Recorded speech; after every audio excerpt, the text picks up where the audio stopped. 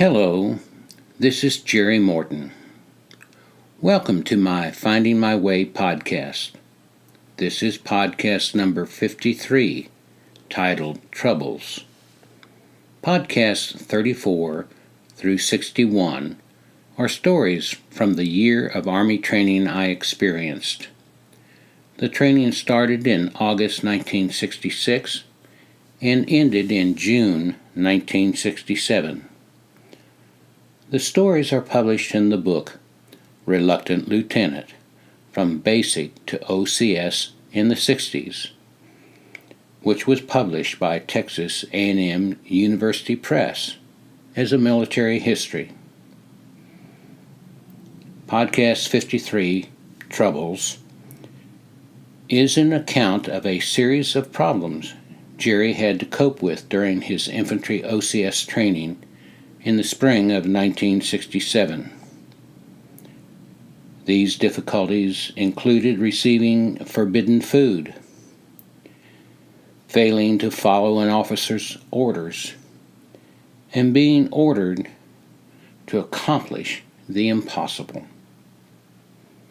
It is recommended that you listen to the Army training stories in the order in which the podcast numbers present them, so that you can appreciate the full contextual richness of this and later stories.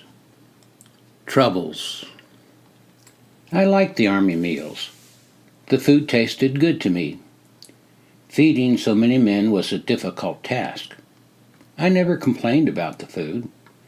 The fact that we never got all we wanted had nothing to do with the food's quality.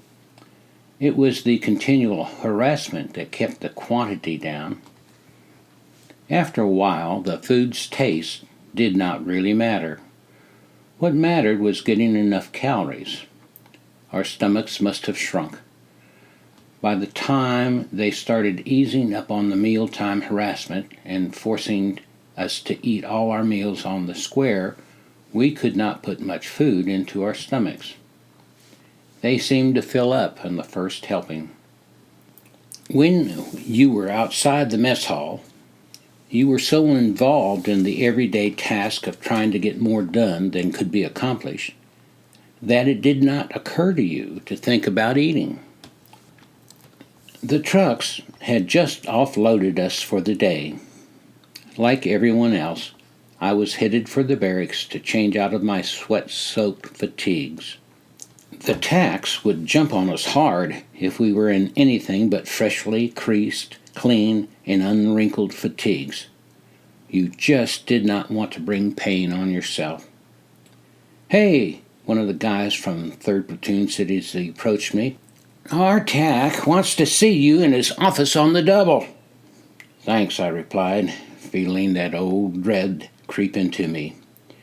"You know the kind I mean.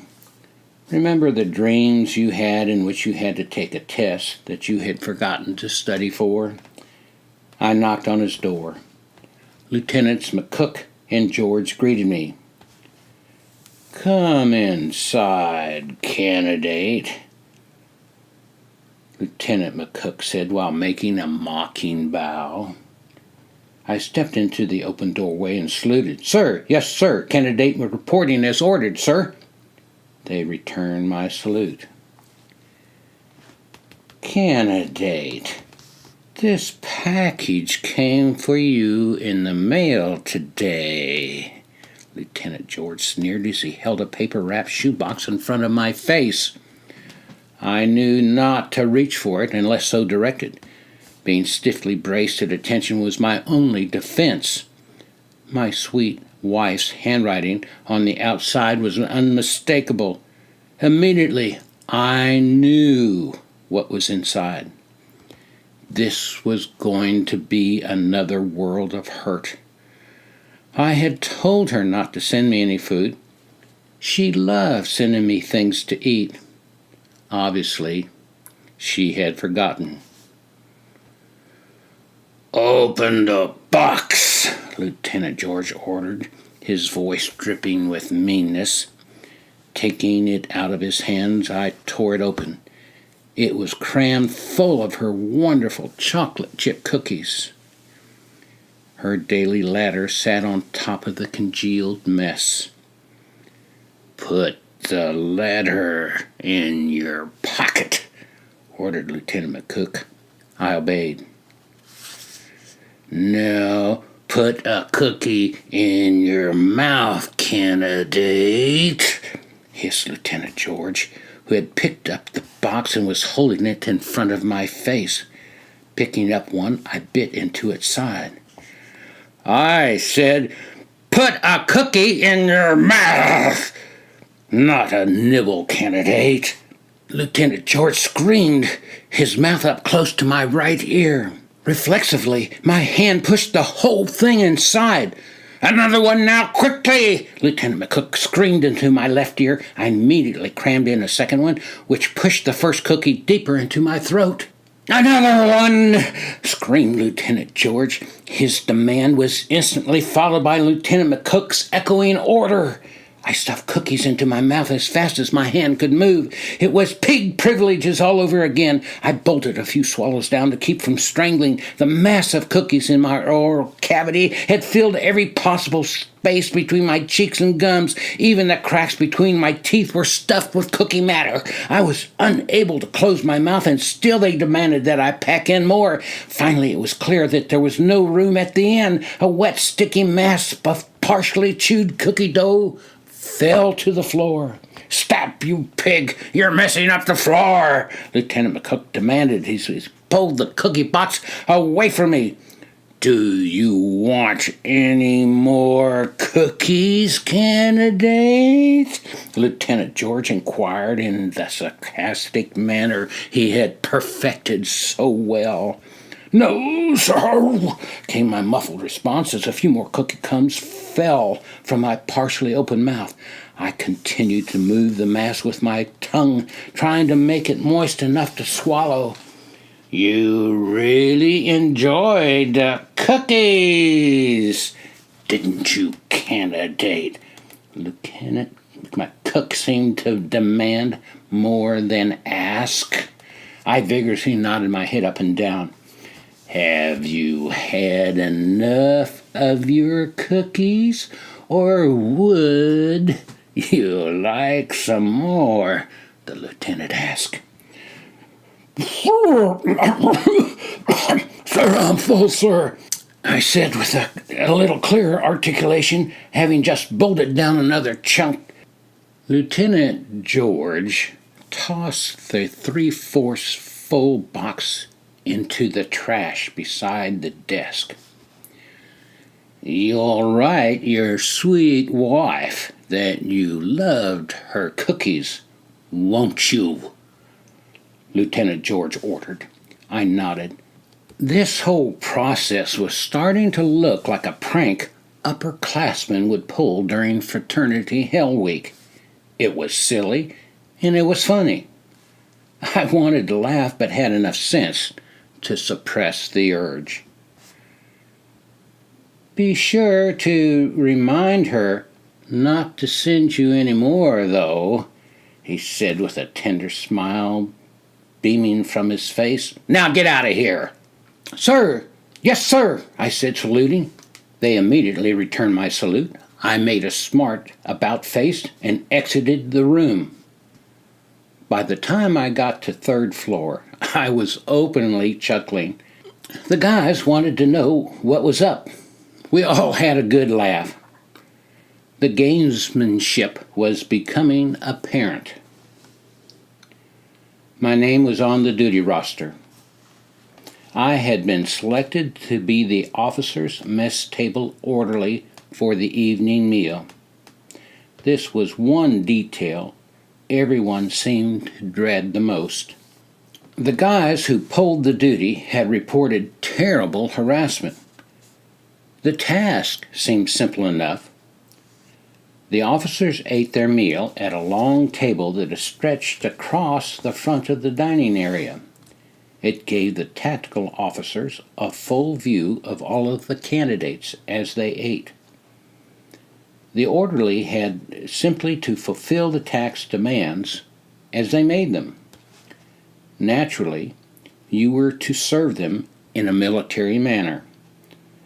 That meant standing at attention or parade rest until called upon. When an officer spoke to you, you marched over to him with precision, slouching while you walked, failing to make a sharp 90-degree turn at a corner, dropping food on your shirt front, having sweat visible in your armpits or dirt under your fingernails, not speaking clearly enough, spilling water while filling a glass, or putting too many spears of broccoli on the officer's plate were just a few of the miscues that could cause misfortune to visit you.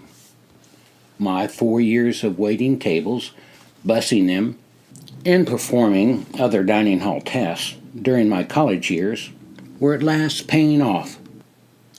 Almost all of the officers had finished eating and left. None of the ones who were left seemed to be paying me any specific attention. When one of them signaled that his water glass needed refilling, I moved from where I stood at parade rest against the back wall and filled it. I bumped into no one. Not a drop of water was spilled. I bussed all the dishes from the same side of every officer. I ensured the butter dish was always full of butter patties. I was especially careful to keep out of the way of the tacks when they jumped up from their chairs to harass candidates seated at the tables in front of them.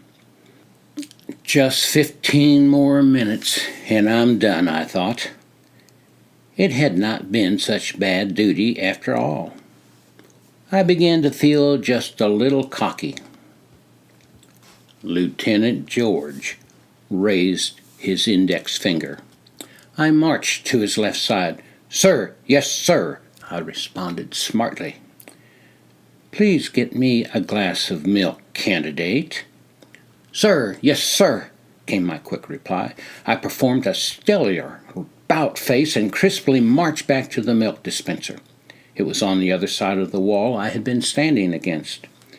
That wall separated the dining room from the cafeteria-style serving line. Racks of empty glasses were stacked beside the milk dispenser. This late in the meal, there were not many racks left. They would be running the used glasses through the dishwashing machine shortly.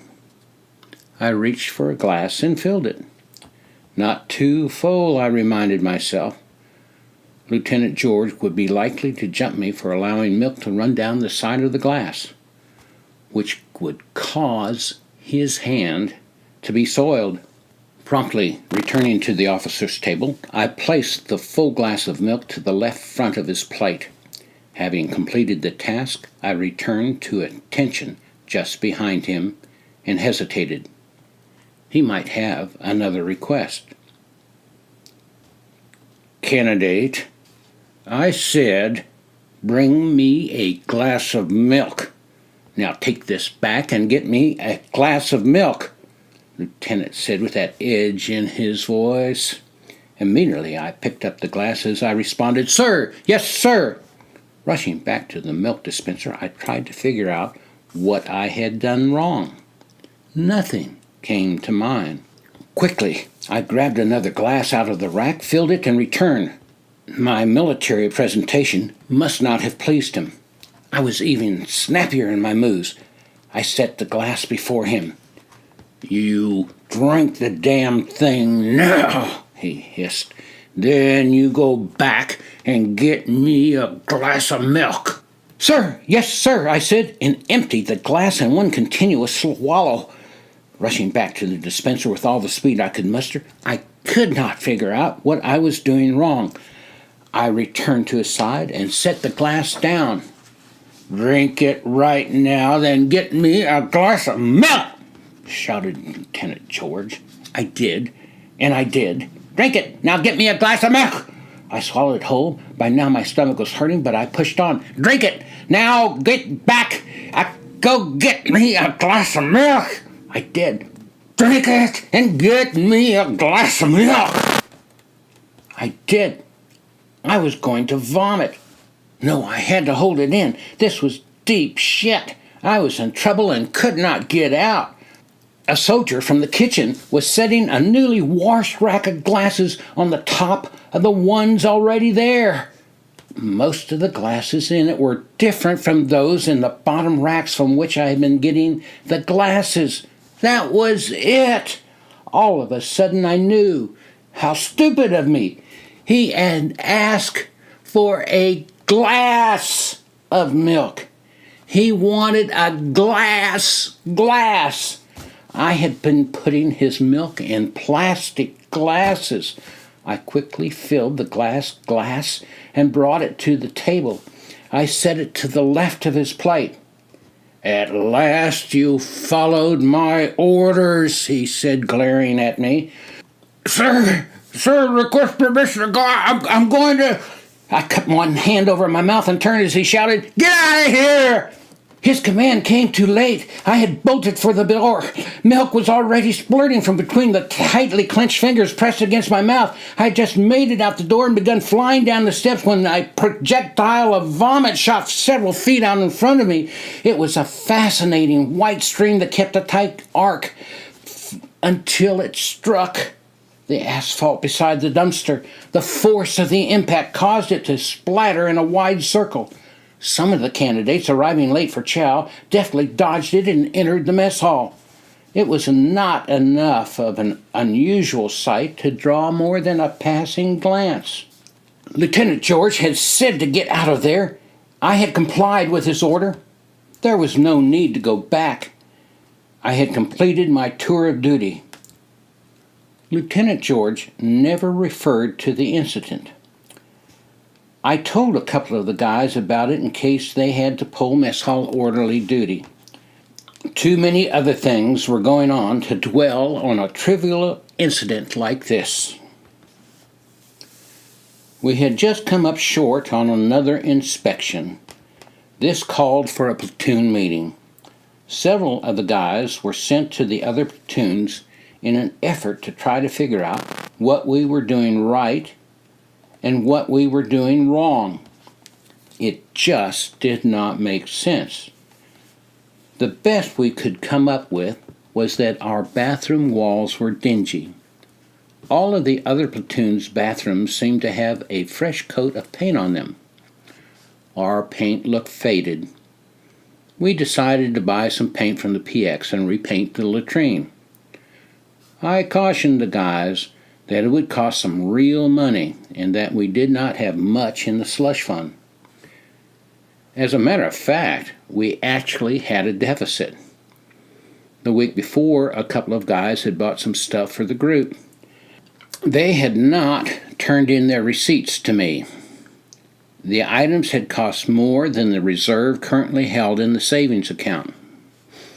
They apologized for the delay, but they could not find the receipts right off. They said one more search of their footlockers was all they needed. We agreed that if they could not find the receipts, we would reimburse them on the basis of their estimates. Since we did not know the cost of the paint and the painting supplies, we would have to wait until they had bought the items before I determined how much each of us should pay into the slush fund. It was agreed. The next Sunday afternoon, Scotty and Mel would buy the paint supplies. We would hide them overnight and paint on Sunday. That Thursday, trucks brought us back to the barracks from training in the mid-afternoon. This was an unexpected treat. No one was there to harass us. We could get on with getting on. Now was my chance. A couple of the guys agreed to cover for me if something came up. I was going to sneak out and go to the base hospital. This time I was going to talk to someone in authority about a transfer to the Medical Service Corps.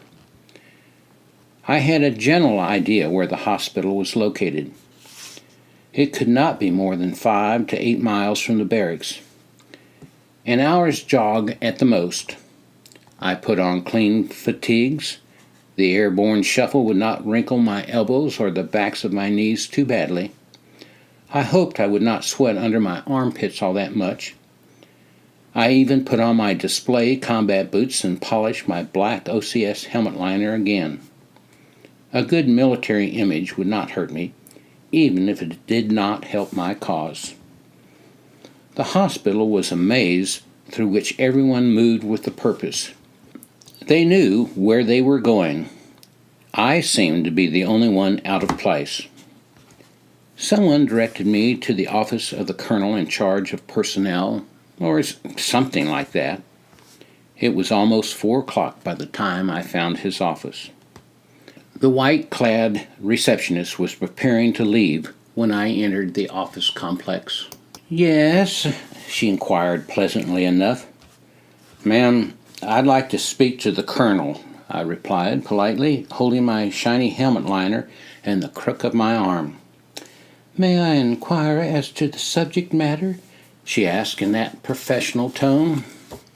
"I have a master's degree in psychology and need to know if that qualifies me for a direct commission in the Medical Service Corps." "Please be seated. I'll speak to the colonel." The request was followed with a most pleasant smile. I felt foolish but determined. This matter needed to be resolved. "The colonel will see you now," she said, holding the door open and motioned me to enter his office. Entering the office with a brisk step, I approached his desk, stopped, stood at attention, saluted crisply, and stated, "Sir, Officer Candidate Morton." He seemed amused. With a slight wave of his hand towards his head that continued until it was a finger pointing to a chair, he casually said, "Please be seated." Dropping my salute, I said, "Thank you, sir," and sat down. "You have a master's degree in psychology, do you?" He seemed to be asking more than reflecting my words. "Yes, sir. In school psychology from Miami University of Ohio. A couple of days after receiving it, I was in basic training at Fort Dix. There, I heard that I might be eligible for a direct commission as a first lieutenant in the Medical Service Corps. Up to this point, I have not been able to speak with anyone who knows if this is true or not." "I can see that you're enrolled in Infantry Officer Candidate School," he said with a slight smile. "Yes, sir," I responded. "Well, you are correct. You are eligible, but we feel that Infantry OCS is good training for our officers. As soon as you are commissioned, you may apply for a branch transfer. We will consider your request then," he said with a pleasant grin. I understood. It was too late. I was in the infantry. They were not going to try to get me out. Either this guy was a fool and thought the Army was going to let me out of the infantry after I got commissioned, or he just did not want to take away all of my hope. I think he just did not understand. But I was just an officer candidate, and he was a bird colonel. "Yes, sir. Thank you for your time, sir," I said, standing at attention. I saluted. He kind of waved his hand around his head and smiled. OCS helmet liner in hand, I left at a brisk pace. There was a long way to go to get back to the barracks. I had discussed on my display combat boots that would take hours to work out. There was no time to waste. "Jerry, something's wrong," Scotty said. He and Mel had just returned empty-handed from their Saturday mission of getting the paint. What could go wrong with a simple paint purchase? The seriousness of their expressions told me to pay attention. "We'd gotten a lot of paint and stuff," Scotty continued. "Our arms were full and we were scooting stuff on the floor to keep our pace in the checkout line when this old man in civilian clothes standing behind us in a line asked us what we were painting. I figured he was just a civilian, but still it's better to be careful. Anyway, we just said some stuff and turned away from him. He asked if we were OCS. Of course, we had to say yes. I mean, we were in uniform with our OCS brass on and the helmet liners and all. So then he says, "You don't have anything to paint. You're in training. Why are you buying all that paint?" So I say, "We don't have to talk to you about this. You're a civilian." He pulls out his wallet and shows his military ID. He's a full colonel. He wants to know what OCS company we're in, our names, our serial numbers, and he writes it all down. Then he orders us to return all of the paint. Yes, this is not good. I think we're going to hear some more about this, Mel chimed in. Yes, I think he's right. I sighed and said, Well, we'll have to let it play out. You told the truth. I don't see where you've done anything wrong. Maybe we won't go any further than that. We'll just have to wait and see." This was not good. A heavy gloom seemed to hover over me the rest of that day and into Sunday morning. "Lieutenant George wants you in his office on the double," said a messenger who came over to my cubicle. I rushed down and knocked on the tack's open door. Lieutenant George ushered me in. Several tactical officers were there, including First Lieutenant Best, the company executive officer. They were all grim-faced. "Are you operating a slush fund?" Lieutenant George spat into my face. "Sir, yes, sir," I instantly shot back. "Weren't you told that there were to be no slush funds?" He glared at me as he spoke. "Sir, yes, sir." "Did any of the tax order you to create a slush fund?" "Sir, no, sir." "Then why did you disobey orders?" "Sir, the platoon was failing inspections. We decided we needed to get additional things for the platoon and that we all needed to share the cost. We thought all of the other platoons had slush funds. That was why they were passing inspections and we weren't. The guys asked me to run it. I agreed." The questioning went on. I explained how I operated the fund, pointing out how carefully I was to keep all of the records so everyone would know what money was collected and where it went. I had all of the records. They could have them. An impromptu conference erupted among the lieutenants. They seemed to be assuring themselves that the colonel would not think that they had ordered me to do this. There was an undercurrent of concern for their welfare. They seemed to be more concerned about their problem than the trouble I was in. It did not make sense to me. Abruptly, First Lieutenant Best left the group and approached me. "The battalion commander, Lieutenant Colonel Stavros, has ordered that you return all of the money to the slush fund to the men immediately. No exception will be tolerated. Do you understand?" "Sir, yes, sir," I stated. This was serious. A lieutenant colonel, the OCS battalion commander, had given a direct order to me. But sir, there isn't any real money in the account. Some of the guys still have to turn in money to cover their share of what has already been spent. I'm sure it's more than what I have in the account. I'll have to collect some money from the guys to pay them back. Until then, the account is technically overdrawn." "You are ordered to return all the money owed to the men now. Got that, candidate?" "Sir, yes, sir." "You are to be outside my office at 1300 hours tomorrow," Best continued. "I will escort you to Lieutenant Colonel Stavros' office.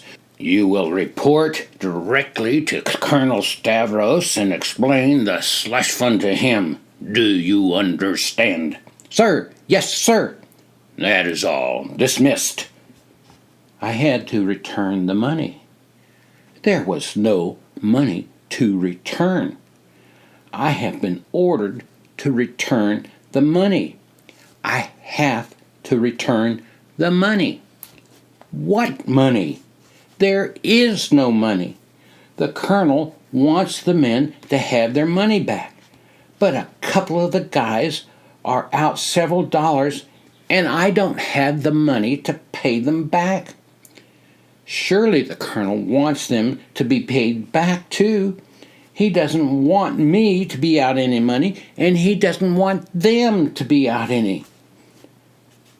But he also doesn't want me collecting money to square the account in order to pay the guys the money that is due them. He just wants me to return to the men all of the money that they are owed. How am I going to get out of this mess? I'm going to be kicked out. This is it. All I can do is tell the truth. This is a train on a one-way railroad track.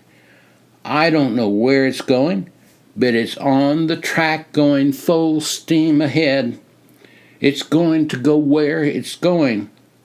All I can do is tell the truth. This is the end. I am depressed with weariness. It is all too much. The cards have been dealt. I have to go through the motions, but this one is beyond my control. All I can do is tell the truth. Back in the platoon bay, I explained the situation. As I talked, Scotty and Mel were called down to see the lieutenants. They were told to report to the colonel with me. They said they told the truth, just as I had done. That is all any of us can do, I advised them. We have to stick with the truth.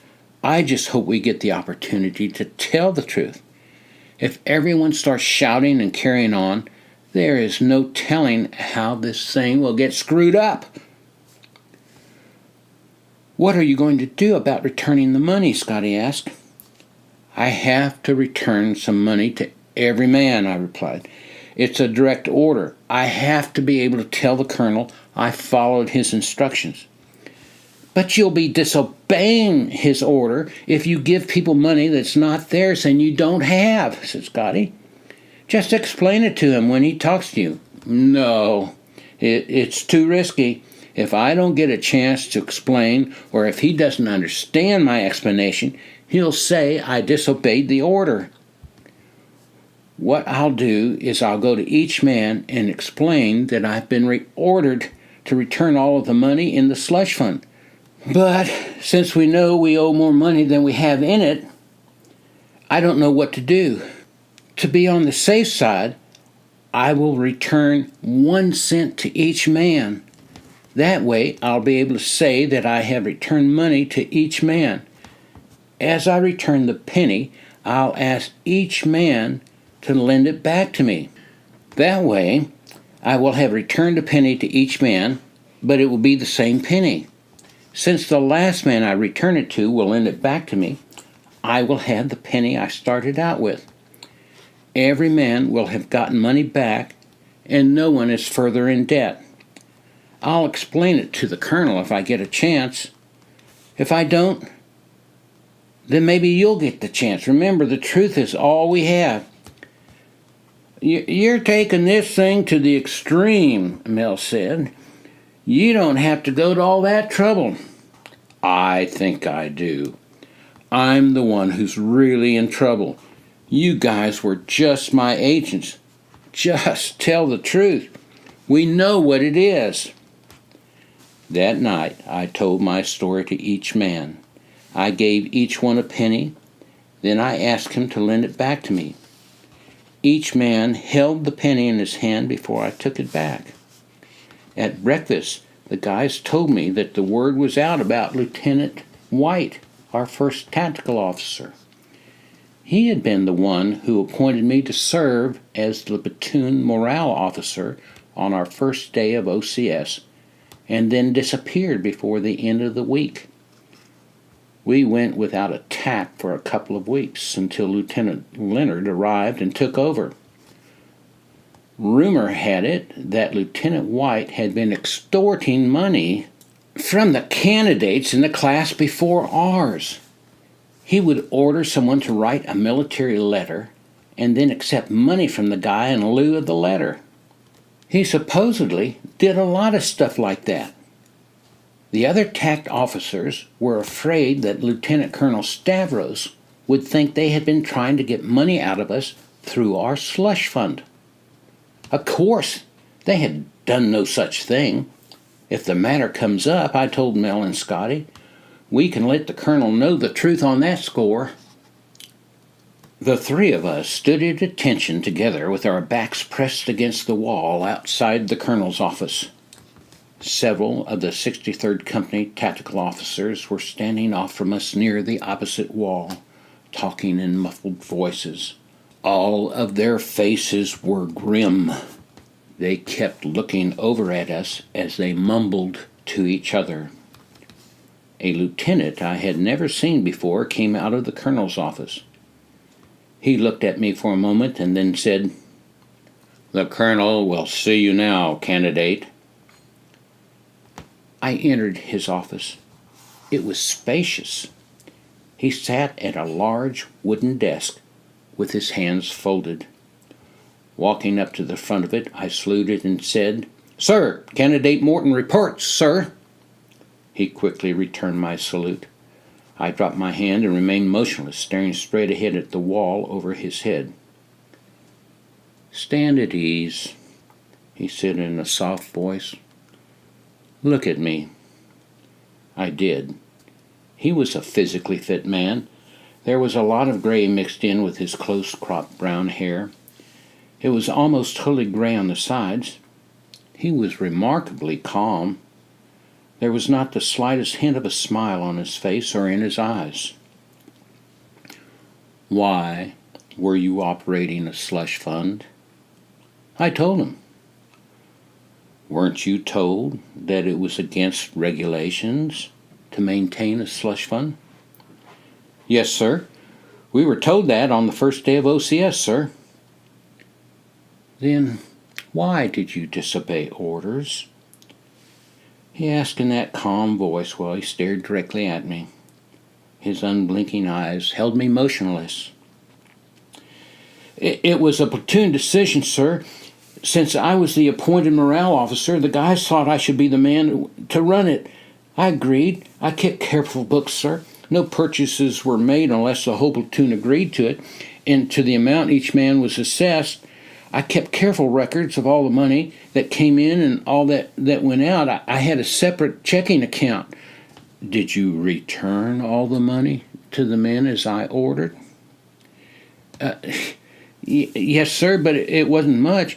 Actually, sir, there was some outstanding debts, and there were more than what was in the account.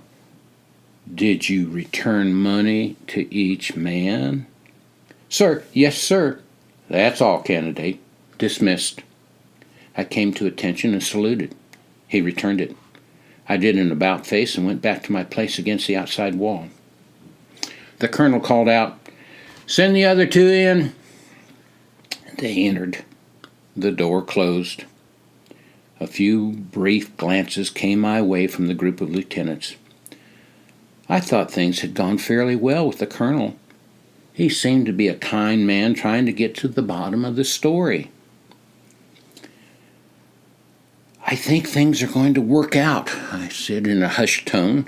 Lieutenant George rushed over to me. He was angry. He put his face within inches of mine. Through clenched teeth, he hissed at me, "We don't need you to tell us things are fine, candidate. We're in control here. We know they are fine. Got it?" Startled at his anger and his near assault, I straightened my head, looked straight ahead, and replied, "Sir, yes, sir," in a hushed but brisk tone. After 10 minutes or so, Scotty and Mel came out of the colonel's office and rejoined me. A moment later, we were told to go back to our barracks. The tactical officer stayed. As we walked back, The three of us shared our encounters with the colonel. He had asked them a lot of the same questions he asked me. When he asked them if I had returned any money to the men, they had told him I had returned money to every man, but that it was not much. He asked them how much I had given each man. They told him that I had given each man a penny and then borrowed it back. I asked what his reaction was to that. They said he just looked at them for a couple of seconds without saying a word, and then asked them some other unrelated questions.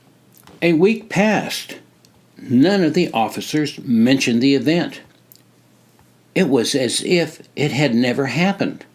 I had straightened out the details of the slush fund and closed it out. Thank God I was through with it. A group of 4 or 5 guys approached me one evening shortly after that. We've got to get the slush fund going again, Jerry. There are some things we just have to get. The guys in the platoon want you to set it up again.